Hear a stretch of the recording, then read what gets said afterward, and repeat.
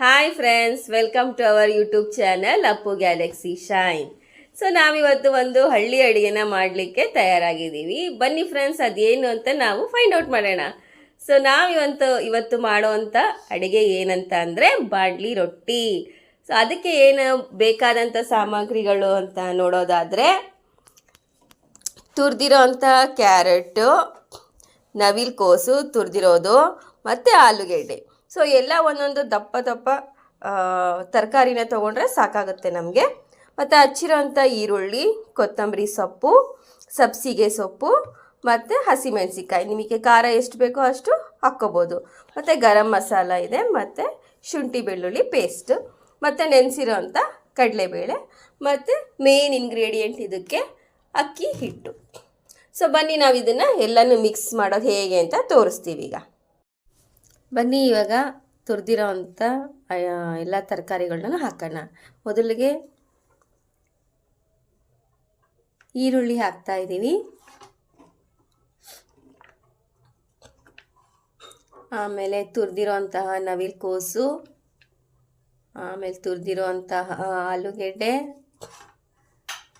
ಶುಂಠಿ ಬೆಳ್ಳುಳ್ಳಿ ಪೇಸ್ಟ್, ತುರಿದಿರೋ ಅಂತಹ ಕ್ಯಾರೆಟು, ಹಸಿಮೆಣಸಿನ್ಕಾಯಿ, ಗರಂ ಮಸಾಲ, ಕೊತ್ತಂಬರಿ ಸೊಪ್ಪು, ಸಬ್ಸಿಗೆ ಸೊಪ್ಪು ಮತ್ತು ನೆನೆಸಿರೋ ಅಂತಹ ಕಡಲೆಬೇಳೆ.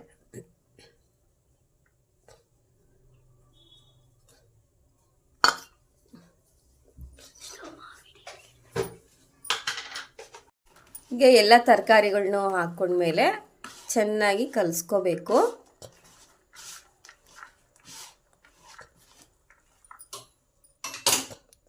ರುಚಿಗೆ ತಕ್ಕಷ್ಟು ಉಪ್ಪನ್ನು ಹಾಕ್ಕೊಳ್ಳಿ.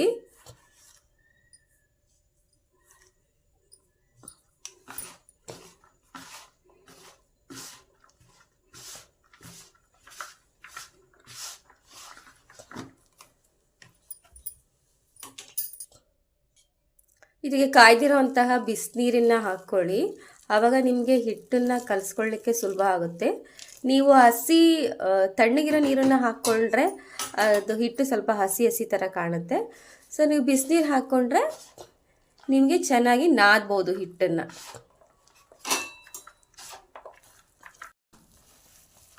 ಸ್ವಲ್ಪ ಎಣ್ಣೆ ಹಾಕ್ಕೊಂಡು ಕಲಿಸ್ಕೊಂಡ್ರೆ ಕೈಗೆ ಹಿಟ್ಟು ಅಂಟೋದಿಲ್ಲ.